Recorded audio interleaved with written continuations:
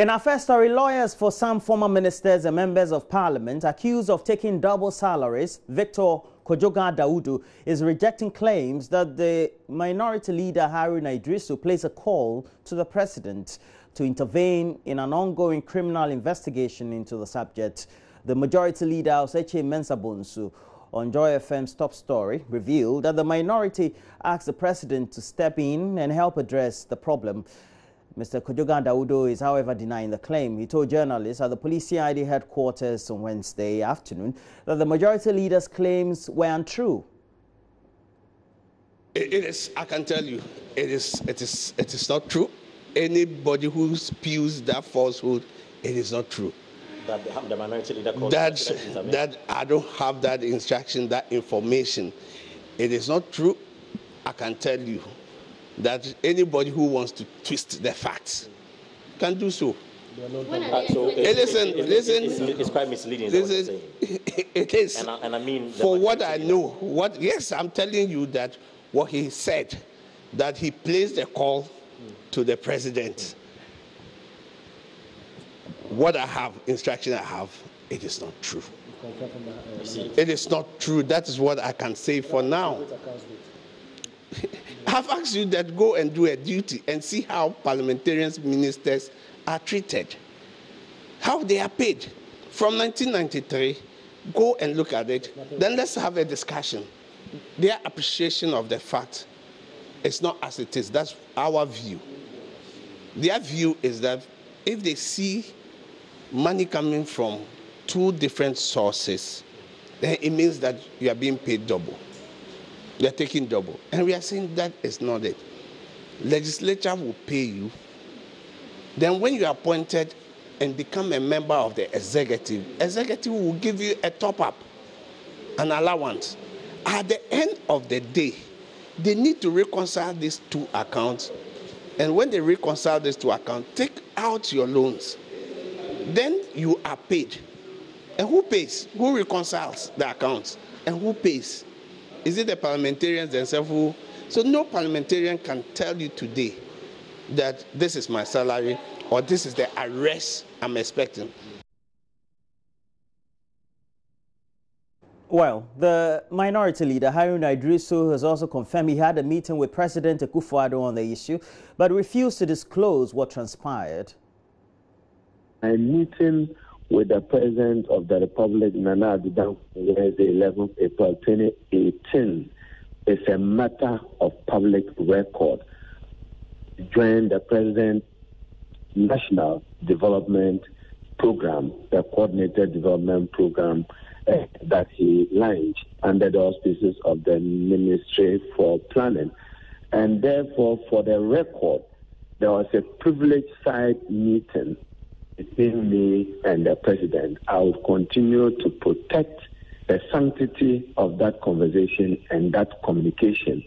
But let it be noted by the Ghanaian public that I have not begged for any intervention on this matter and considered the guilt of my colleagues as is being reported. The members of the minority who stand accused are cooperating with the investigators on this matter. And there is no intention by my person or the minority as a caucus to shield any wrongdoing by any person. I am concerned about the integrity and reputation of Parliament as an institution, and all members of Parliament, including minority members of Parliament, that in the event that the facts that are being churned around are not established, we are engaged in what you can tactically describe as a media trial.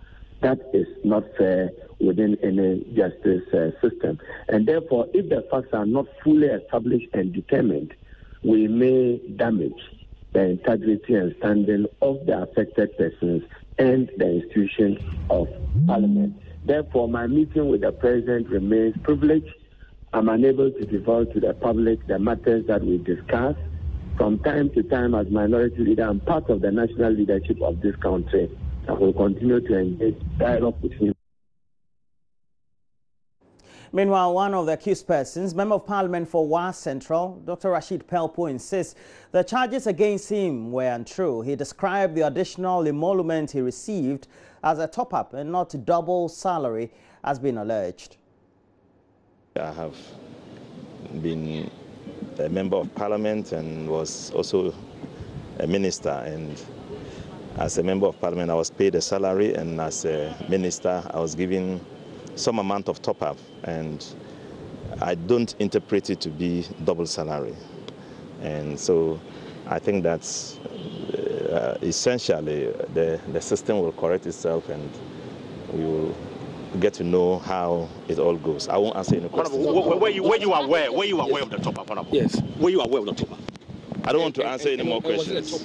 Because that's what we want to know. Because that's a confusion in the media. We need clarity that was it double salary or a top-up. So were you aware of the top-up? I told you I have received an amount of money from Parliament and was told that I will be giving some top-ups by the executive.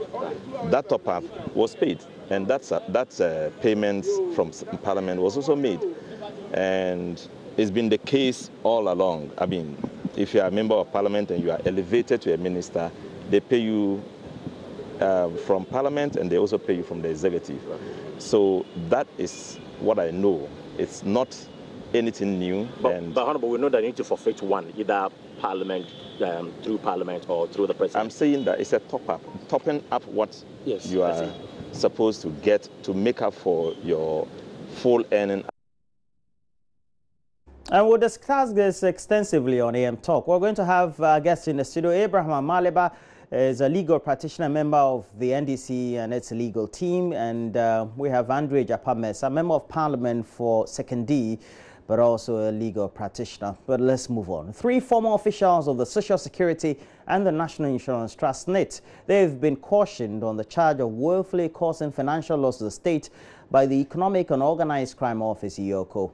EOCO has also handed its findings to the Attorney General after it concluded investigations into claims the trust had paid some $72 million for the procurement and installation of an operations business suite that had many defects. SSNIT on Wednesday received an independent review and baseline assessment report on its activities as undertaken by the audit firm PricewaterhouseCoopers.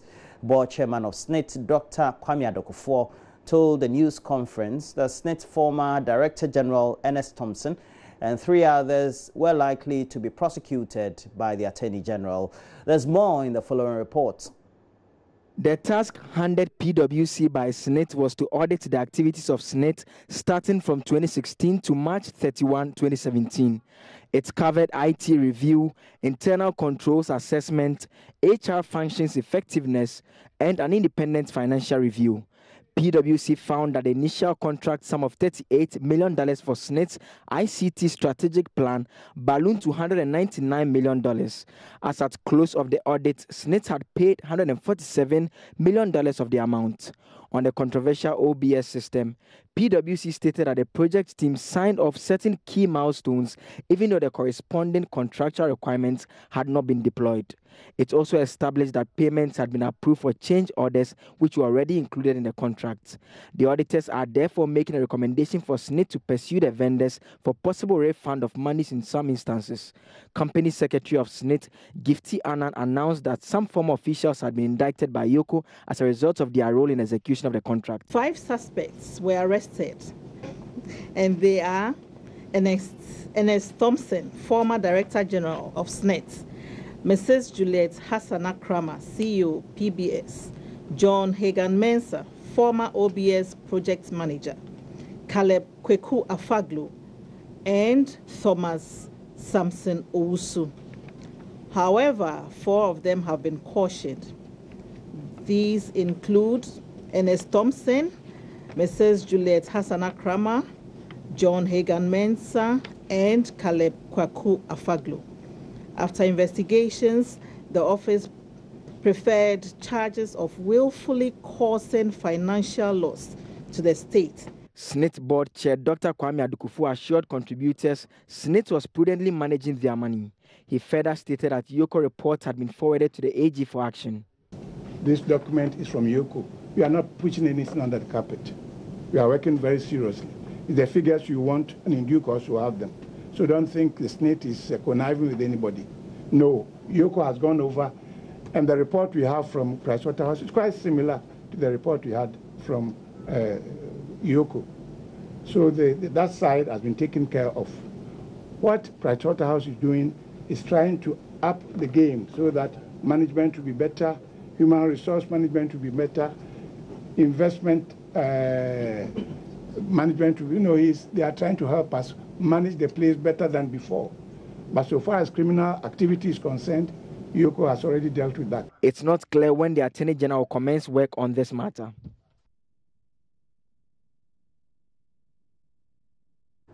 The Eastern Region Police, they've arrested 5 suspects, including a final-year senior high school student, over the alleged involvement in the murder of an aeronautic engineer at Attah early this month. The 5 were arrested by a team of investigators from the Regional Police Command in the Eastern Region, led by the Regional Crime Officer, Chief Superintendent David Kofi Jabbar. They are Samson Enim, driver of a Hyundai bus. The victim boarded before his death, Ebenezer Asante, Samuel Pepra, Frank Kunedu, and Emmanuel Ochre. The senior high school student who was granted police inquiry bail to allow him to write the ongoing West African Senior School Certificate Examination. Regional Police PRO Ebenezer Tete told our Eastern Regional Correspondent Edwin Kofi Sian that the suspect will be put before a magistrate court in Koforidua. You have arraigned them before the lower court so that we'll indict them and commit them for trial at the higher court. So we have since been remanded to prison custody, charged provisionally with murder. It is because the document is going to be forwarded to the AG's office for fiat or advice. So until we do all these preliminary things, we want to remand them. Kumi was murdered. All the valuables that we think, if it was a robbery case, would have been taken away, were all intact.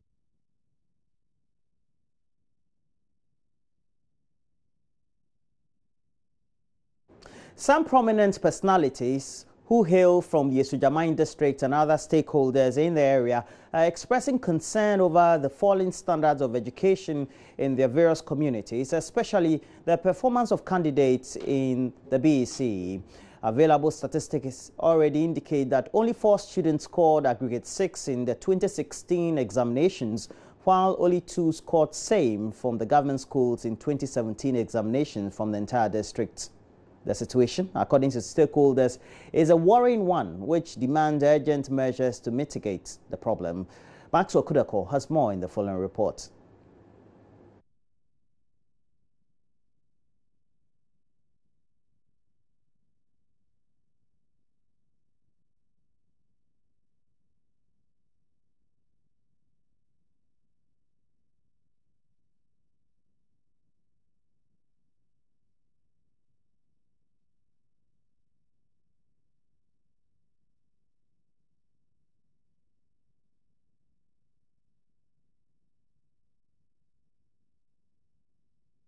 Well, we seem to be having some technical challenge to bring you that story. We'll try as much as possible to bring you that subsequently. But let's move on. Residents of Danquah Mben in the Nwebieja North District, they've been sleeping in darkness for over 1 week following a power interruption that occurred due to a system failure.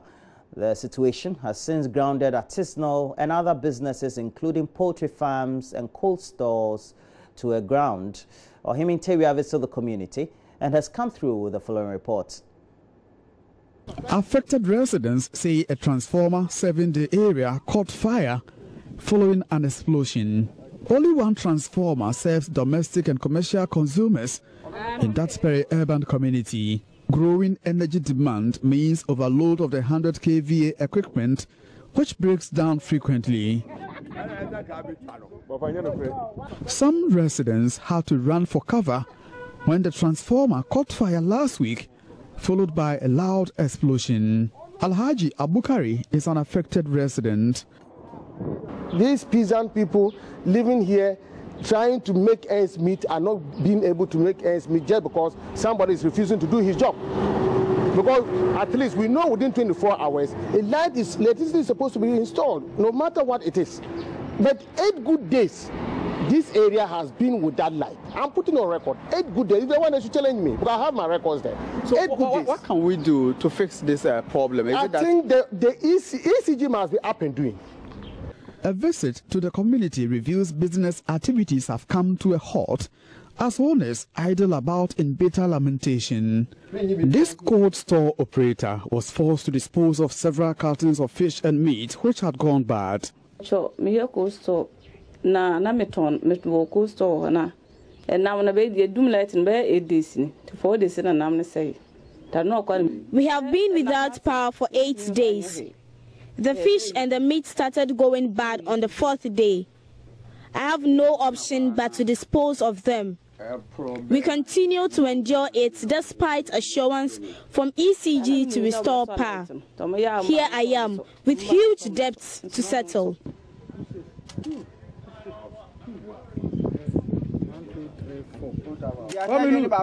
Issa Alasan owns a wedding shop. The absence of power means he and his 9 apprentices remain idle. They find solace in playing Ludo, though some of their colleagues have shut down. Director, I came out of war. 8 days in to 10 days in a transformer, a cough. You do still. You We play Ludo, drought, because we were idle. There is no power to work with. I am an electric welder. I fabricate security doors, metal containers, especially for heavy-duty trucks. We don't have electricity for work. Poultry farming, the predominant economic activity, has its share of the losses. Large-scale farms with heavy equipment for grinding and mixing feed for birds are also affected. Managers of boogie farms are compelled to carry many bags of poultry feed elsewhere for milling. Opontewia is chief executive. Yeah, I'm a farmer, and I need the electricity for my corn mill. When I want to mix my feed, I need electricity. Without electricity, I can't do nothing. And I need electricity for water, to pump my water, to feed my birds. Without water, I can't do nothing. So I need help from government to help us for the plants, so that we can get every time light to make our business. Meanwhile, officials of ECG visited the community on Wednesday in effort to restore power. From Danquah Mben in the Ashanti region for JoyNews, I'm Interia reporting. Well, do remember, we're going to have guests in the studio to help us do a lot more analysis on current issues ongoing, especially those that are dominating discussions on your main platforms. And so we're going to have the Member of Parliament for Sekondi. He is a lawyer.